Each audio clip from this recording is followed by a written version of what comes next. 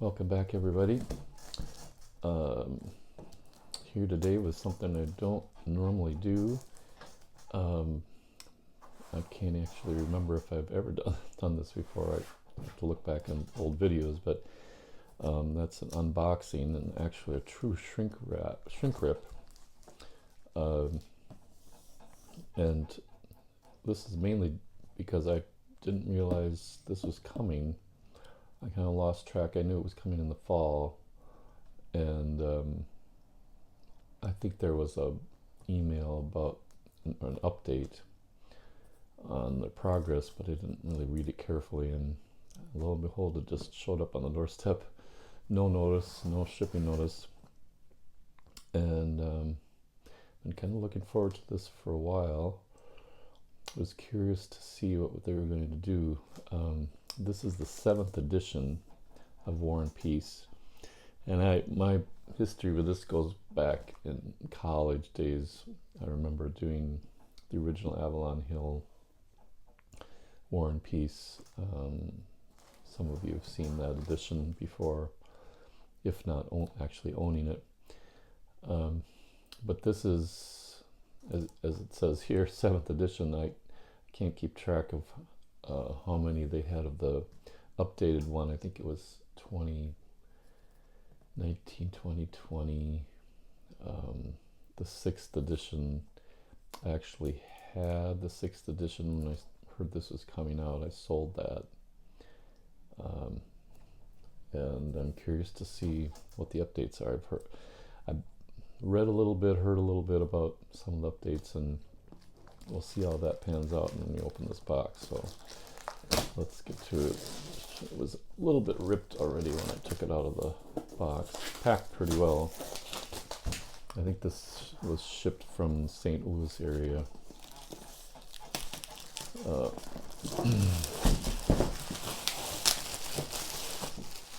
some of the glare off.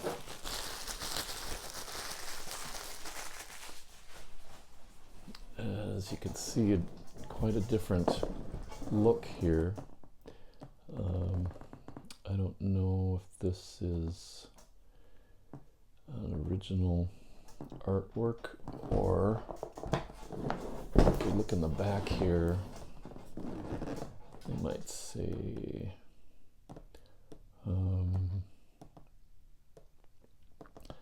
don't see anything listing the artwork, but of course that the last few editions had that classic painting, which I've had the privilege of seeing in person in Paris, of Napoleon on the throne, more or less.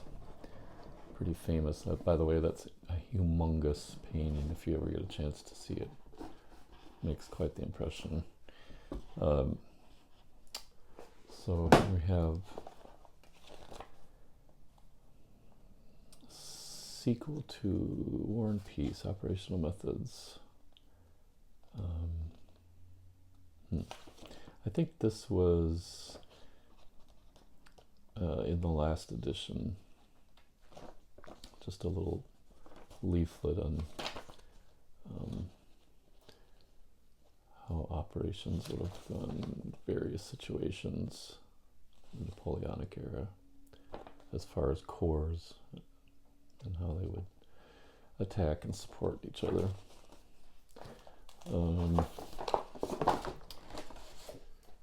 This is player aid card, terrain effects. It's pretty straightforward. Naval results, naval damage, weather table, combat results table. If you've never done this before, this takes a little bit getting used to. Looking at the right column and looking at modifiers and how you arrive at a column. And then I won't get into too much detail here, but this stands for the larger force and the smaller force. The larger force could be the defender, but it's a little bit different combat results table. It just takes some getting used to, but once you get into it, it's not too hard. Attrition table, expanded sequence of play,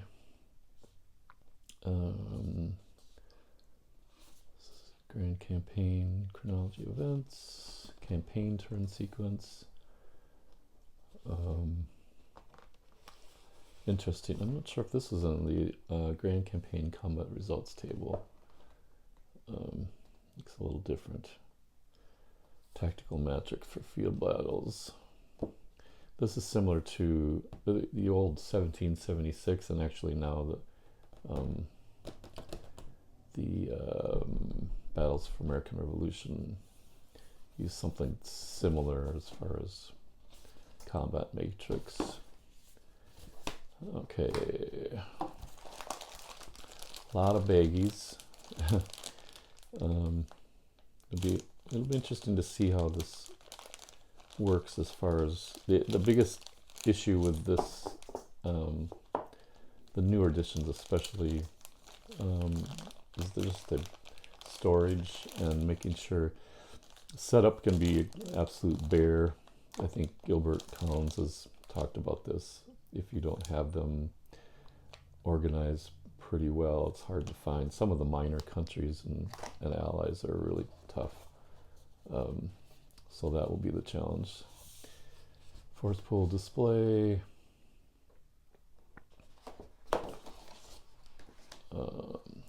French Allied leader display. This viewed end.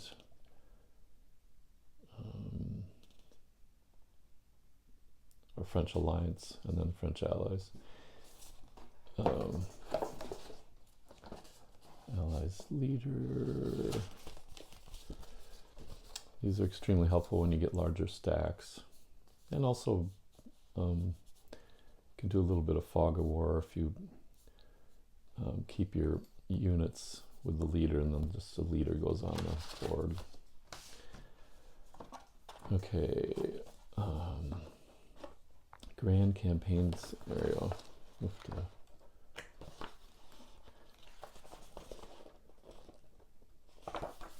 That comes out at 27 pages.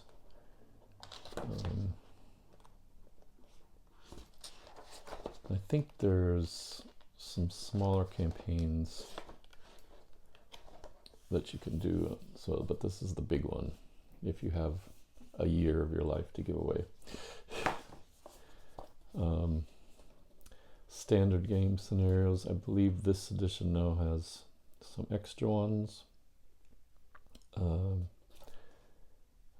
think I saw something about being able to do each year of the Spain scenario, so the Spain campaign, so you can do 1 year at a time. But there's quite a few scenarios in here. If you never play the campaign game, and there's plenty to do with this, so this is great.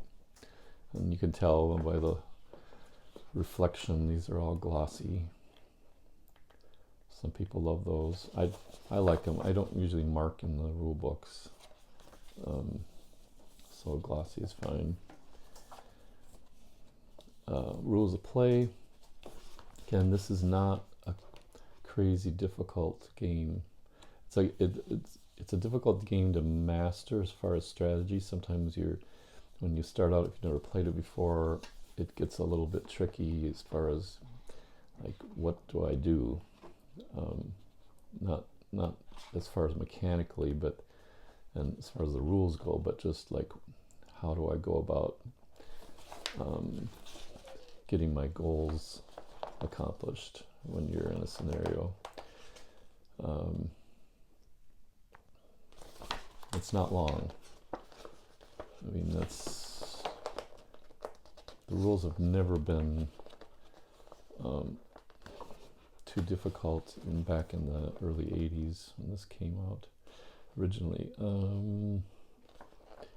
15. Really, there's some options on page 17, 18, but some of which are good, some you can take them or leave them, but so that's not very long. Soul for War and Peace. These are the event cards, which this is new.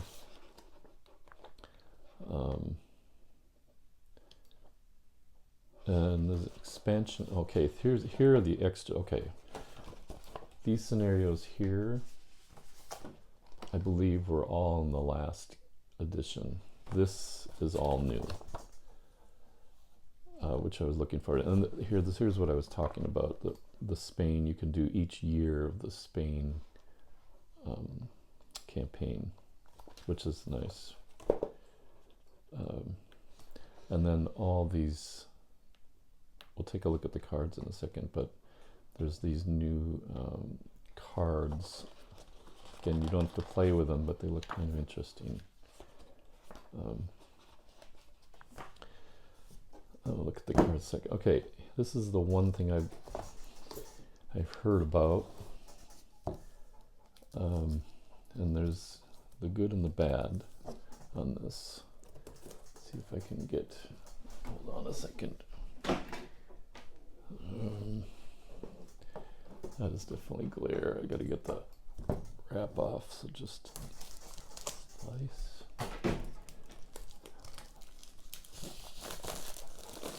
Okay, so here's the good and the bad on these counters.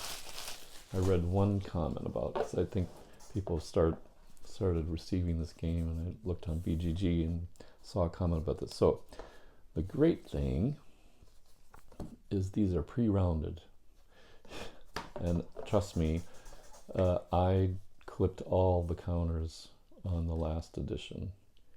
It's a lot. I don't even want to. I usually clip counters in the late evening while I'm watching something. So, but I don't know if my hands could take that anymore.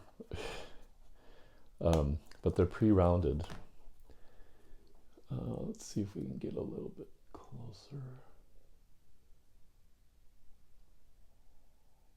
You can see they're fairly thick. A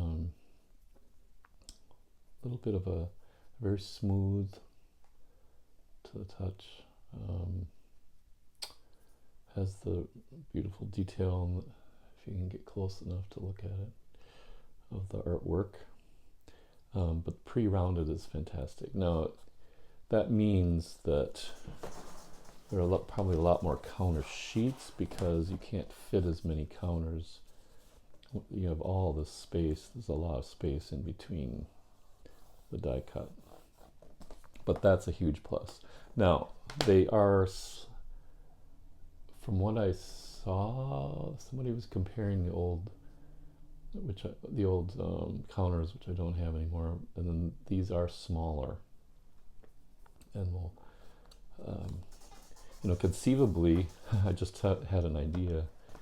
I don't know if you'd want to do that, but these are mounted so that you could probably punch out and then the counters you needed and then put them back in. I'm not sure how, that stays pretty well. That would be interesting. I have to consider that. That kind of negates the need for storage solution, but I don't know. I don't know if I'd want to, there's so many counter sheets. I don't know if I'd want to go back or go through all these sheets looking for the correct country and allied country counters, minor countries. I don't know that, but I guess you could do that. It might only last, if you play this quite a bit, you're going to have to, it'll eventually get loosey-goosey here, but I guess that's an idea. I think it looks like the artwork has changed a little bit. Again, I don't have the other counters from last edition, but there are 1, 2, 3, 4, 5. There's the Prussians. White are the Austrians. That is British, I believe. Which makes sense. That's Lord Nelson right there.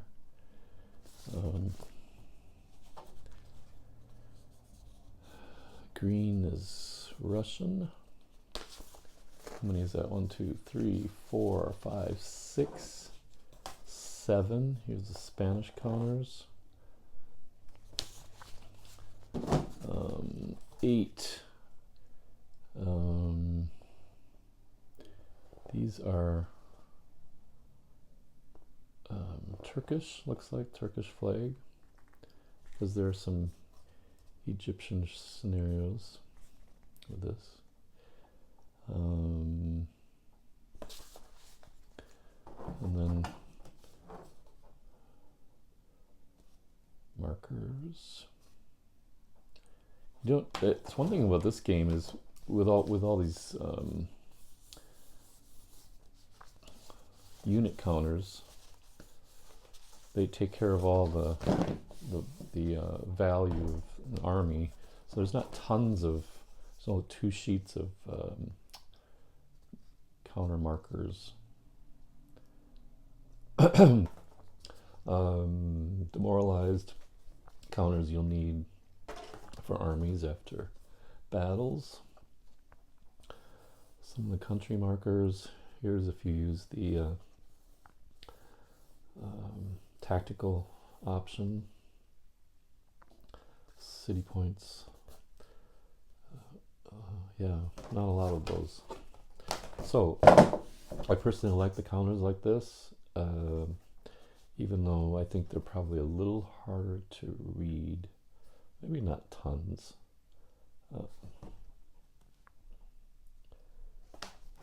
Okay, there's what did we say? 2, 3, 4, 5, 6, 7, 8, 10 or 9. 1, 2, 3, 4.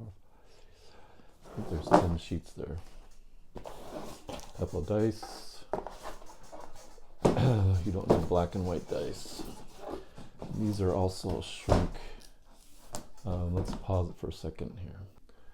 Okay, here is the map laid out. I'm squeezing this actually since it's mounted, or they're both are mounted. There's 2 maps here separated. You can see.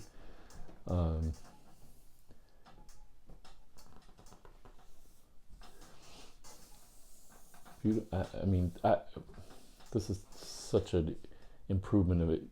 Go take a look at the original 80s War and Peace board, and you'll know why this is so much better. It's easy to read, but it still has a nice overall look to it, and it's great to see on the table. Here's a counter from the new version, this version, number 7. And I don't know this. No, this is a counter I just took from the BCS series. You can see. Let's compare the size. Since this is a European publisher, I'm wondering. This is probably and it probably says on the box. I'll have to take a look what the millimeter size of these counters are. But these are actually bigger than, what are these, half-inch counters. They fill the hex, decently. In fact, if you place it like that, the corners touch the vertices of the hex. So I don't know, they seem plenty big. Maybe I misread that note. I'll have to take a look at that BGG post, but because these counters just barely fit in the hex. So I think the size of the counters are an issue. maybe the map is a little bit less. It seems like, I don't know if I could fit the 6th edition map on a card table. Now there, it's hanging over. You can see here, this is the edge of the table over here. But you could squeeze it on.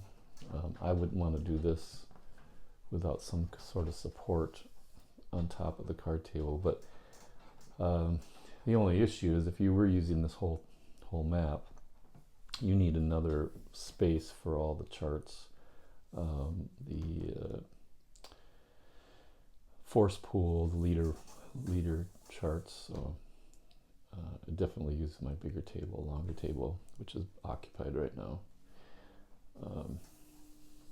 So I love the look of the map, and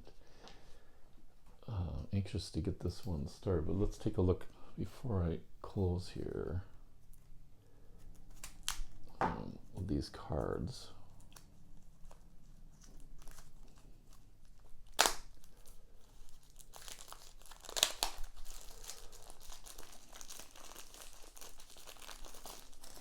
Okay. Again, high glossy. Ooh, kind of stick together a little bit. They are fresh. See, there, you can hear that. So if you just riffle through, wow, some great illustrations. This is all, some of this is taken. That'd be interesting to see where, I would imagine that some of these scenes are very much taken from other artwork, and some might be original. I'd like to see a little bit more about that. But I have no idea. It's interesting, they're like suits up in the corner. I have no idea how this works. But you can see like ace through, let's just double check. Ace through king, clubs, ace through, looks like it's just a deck of cards. Yep, with a couple jokers. So again, I didn't look at this on the back, but that is basically a 52 card playing deck. So you could, I don't know why you'd want to, but you could play bridge or 500 or any other normal card game with these cards. But each of them have great illustration and then some info at the bottom. England may freely move up to 4I English to the Irish. Oh, freely move up to 4 infantry of English to the Irish box. Huh. These look like, I don't know if you can use these in scenarios. Definitely would work in a campaign game, but although, I mean, things like this, play whenever opponent plays a card that will modify any combat dice roll. Card is ignored, return the player's hand and may not be used this turn. So some of these look like more campaign game cards, some of them look like just regular, could use in any scenario. So that's pretty cool.